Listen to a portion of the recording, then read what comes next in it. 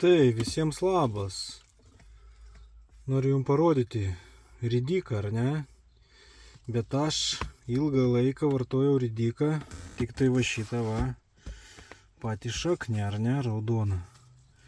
Bet neseniausiai radau savo tokį variantą, kaip valgyti pačius stiebus, kur daug chlorofilo. Tai va, susipažinkit. Paimam tą stiebą, tos lapus.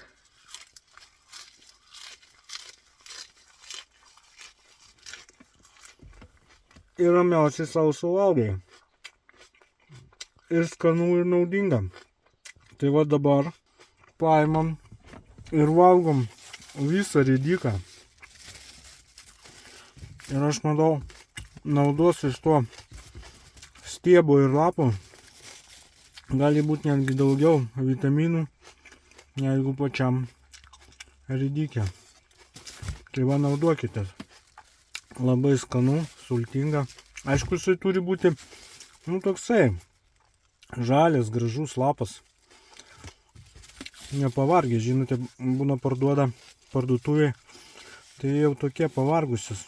Tas lapas, tokie padviesis. Tai gali būti ir nelabai skanus. O čia labai superinis maistas.